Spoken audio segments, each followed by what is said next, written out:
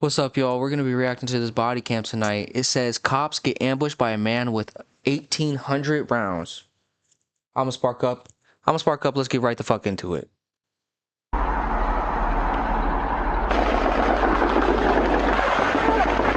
Central, we got shots fired. Central, we got shots fired. Hit the deck.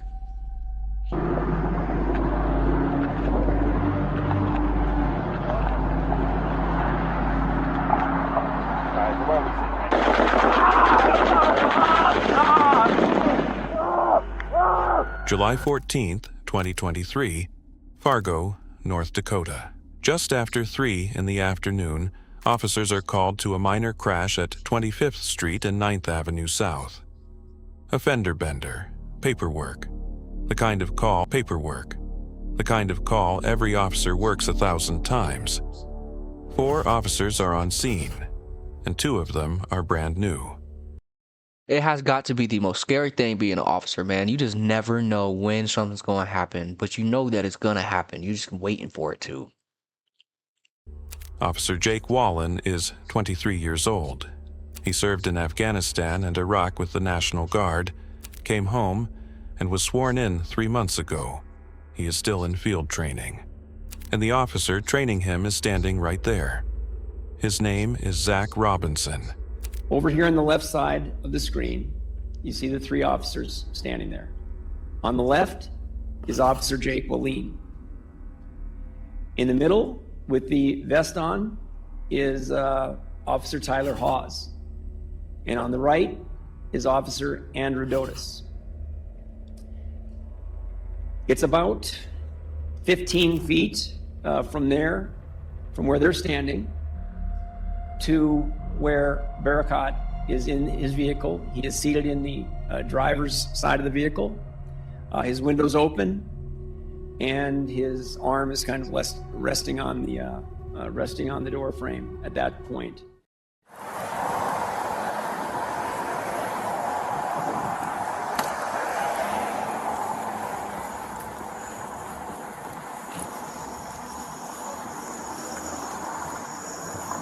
"25 seconds and everything changes." It's just insane what can happen in life, man. What led this dude to shooting? Insanity? Just tired? I get tired and I don't shoot up people.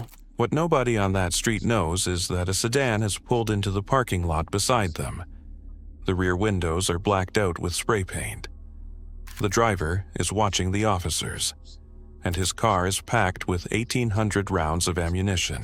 This is what you see here along the It's absolutely insane to. I know people like this exist, but it's insane to me that people like. It's scary. bottom of the screen is 25th Street. All right. North side is on the right side here. South side is on the left.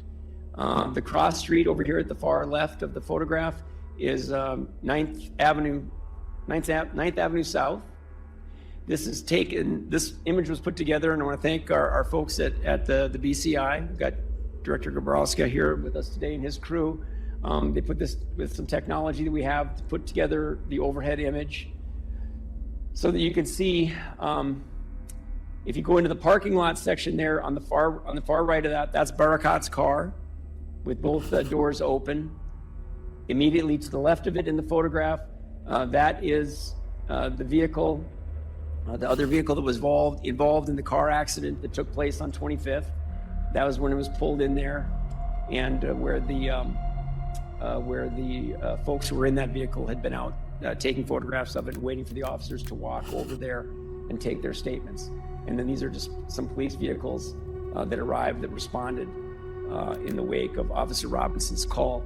And I should say the vehicle on 25th, furthest to the right in this photograph, is civilian Carly Cossack's vehicle that was involved in that fender bender incident. 44 rounds in about 20 seconds. Officers Dotis and Hawes are down before anyone understands where the fire is coming from. Officer Wallen manages to draw his weapon and fire one single round. He didn't make it. One officer is left standing. For the next 1 minute and 46 seconds, Zach Robinson is alone. His handgun holds 17 rounds against a rifle at 75 feet. One of his shots strikes the rifle itself and puts it out of the fight. Notice.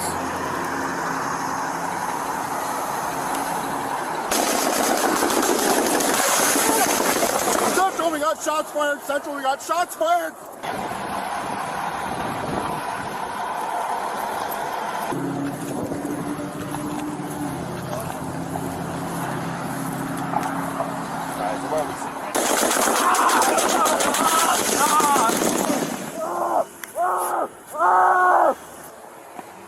They weren't doing nothing but just there. They were just there.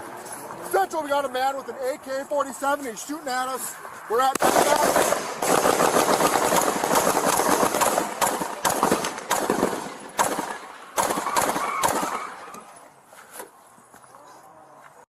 Yo, I have a hard time reacting to this type of stuff. I know I'm no different than everybody else. It's just, this is real people's lives, you know what I'm saying?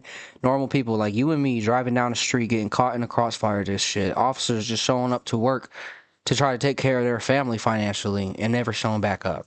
That shit is terrifying to me, you know? I have a child, and my biggest fear is not getting hurt, is not being able to show up for him. So I absolutely feel for these officers. Central, shots fired, shots fired. We got 3 officers down. 3 officers down. Send everybody.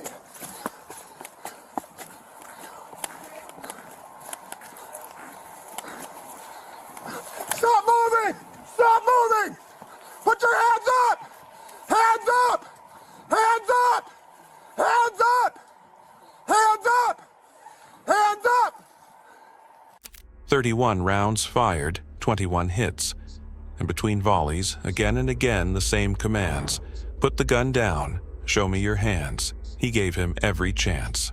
31 rounds that Officer Robinson shot, 21 rounds struck Barakat. He gave, at this point, he gives 6 more commands to drop your gun.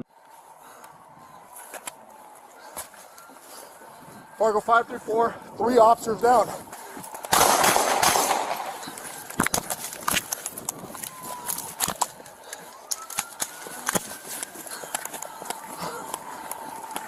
Drop the gun! Drop the gun!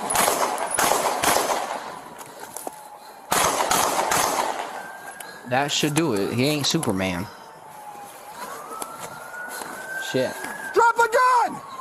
Drop the gun! I'm not saying he don't gotta do that. That's not what I'm saying. I was just saying, if he's alive, I would be very surprised. Drop the gun! Drop the gun! Drop the gun!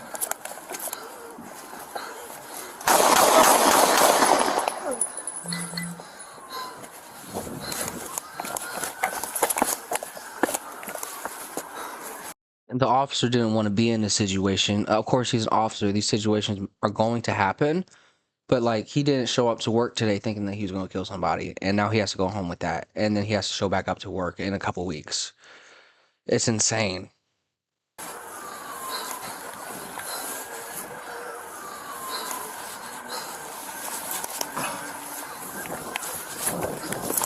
Send to them! The only one? Then investigators open his car. 1,800 rounds of ammunition, another rifle, a homemade grenade, containers of gasoline, and a propane tank half filled with homemade explosives. His search history went back 5 years: kill fast, explosive ammo, incendiary rounds, mass shooting events. And the night before, one final search: area events where there are crowds.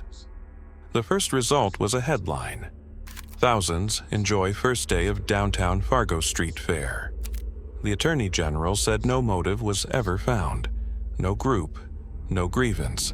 In his words, just hate and a desire to cause carnage. 1 minute and 46 seconds on a Friday afternoon is the reason it ended at 4 victims instead of a crowd. Officers Dotas and Hawes survived. So did the driver from the fender bender. Officer Robinson was cleared, commended, and went back to work. And Jake Wallen went home to Minnesota, escorted by his entire department.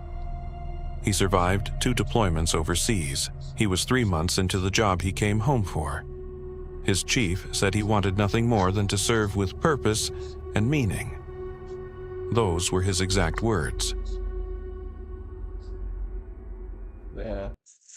RIP to everybody involved except the psychopath. You're probably exactly where you need to be, buddy. I'm gonna catch you guys on the next one. I'm out.